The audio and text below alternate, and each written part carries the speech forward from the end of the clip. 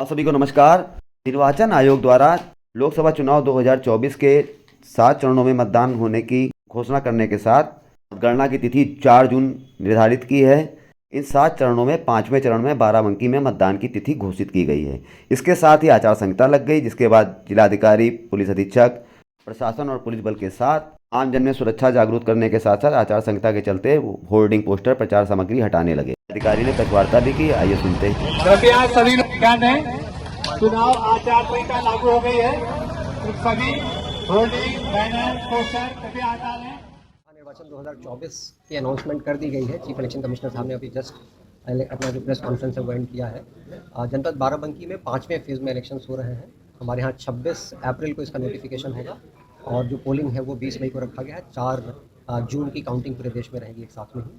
अपने जनपद बाराबंकी में अगर हम देखें तो यहाँ पे टोटल मिला के 1701 पोलिंग सेंटर्स हैं, हमारे पोलिंग स्टेशन लोकेशन जिसको कहते हैं।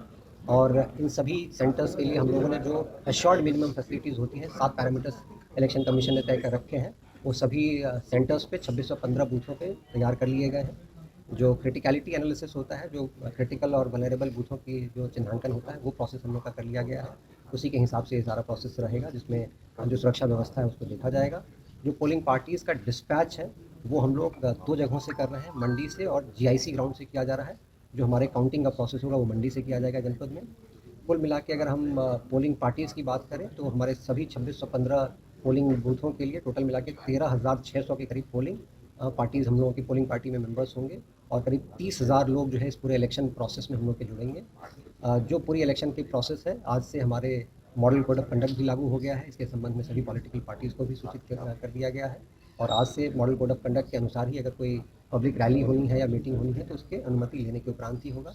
अनुमति के लिए यहाँ पे एक सिंगल विंडो सिस्टम और जो सुविधा का पोर्टल है इलेक्शन कमीशन का, वो लागू कर दिया गया है। तो सभी प्रकार से जो इलेक्शन का प्रोसेस होना है, जो इलेक्शन कमीशन के गाइडलाइंस है उसके अनुसार इलेक्शन कराया जाएगा। हमेशा देखा जाता है कि शहर में वोटिंग परसेंटेज कम होता है, सबसे ज़्यादा इवेंट्स ठीक है। अभी जस्ट हम लोग जो चर्चा कर भी रहे थे कि अर्बन एरियाज़ में पोलिंग को बढ़ाने के लिए तो सबसे पहले जो लो पोलिंग परसेंटेज वाले बूथ्स हैं, सभी बूथों के लिए हम लोगों ने एक मशाल रैली प्लान किया है, जिसमें हम लोग घर घर कॉन्टैक्ट भी करेंगे, बुलावा टोलीज बनाई जाएंगी।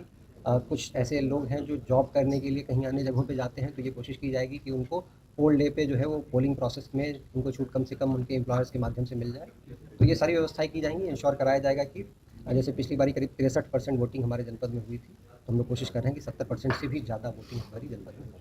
महिलाएं वोट दें, इसको लेकर के भी आपके का ये एक्सपीरियंस है कि जो महिलाओं की वोटिंग परसेंटेजेस है वो मेल वोटिंग परसेंटेज से करीब 4 से 5% कम रहता है।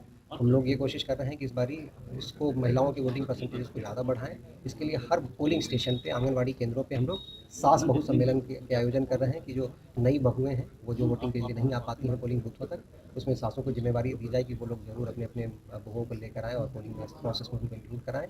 इसी प्रकार से हर घर में जो है बुलावा टोली गाँवों के लिए भी तैयार किया जाएगा, उसके माध्यम से ज़्यादा मतदाता वोट। कितने नए वोटर्स वोट कास्ट करेंगे? देखिए, टोटल हमारे जनपद में आज की डेट में अगर हम देखें तो 23,29,000 वोटर जो हैं वो हमारे जनपद में हैं और 95,000 नए वोटर्स जो हैं पिछले 3 महीने में हम लोगों ने यहाँ पे पूरे डिस्ट्रिक्ट में जुड़े हैं।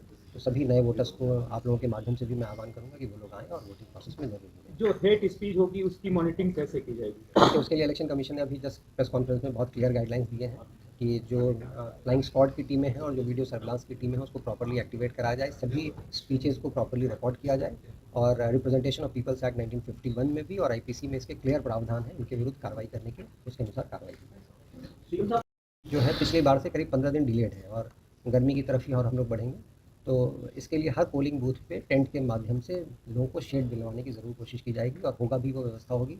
पीने के पानी की व्यवस्था प्रॉपर रहेगी, टॉयलेट्स की व्यवस्था प्रॉपर रहेगी, किसी को कोई दिक्कत पूरे दिन पोलिंग प्रोसेस के दौरान नहीं आएगी, इंश्योर कराया जाएगा। जो जिला कारागार के कैदी बंद हैं उनके लोगों लिए के लिए, क्या? बाराबंकी के पब्लिक के लिए, जो नए वोटर्स हैं, महिलाएं हैं, बेटियां हैं, एक मैसेज आपका, एक इनविटेशन उनको वोटिंग के लिए। अभी मैंने आप लोगों को बताया भी कि इंडिविजुअल सभी लोगों के यहाँ पैम्फलेट्स भी हम लोग इसके लिए डिस्ट्रीब्यूट कराएंगे, सब लोगों को इनवाइट करते हुए कि आप लोग ज़रूर आएँ वोट करने के लिए। आप जो पूछ रहे थे कि कारागार में जो लोग हैं उनके लिए क्या है, तो प्रिवेंटिव डिटेंशन में जो लोग होते हैं उनके लिए पोस्टल बैलेट की सुविधा होती है, उसको इलेक्शन कमीशन के गाइडलाइंस के अनुसार सुनिश्चित कराया जाएगा।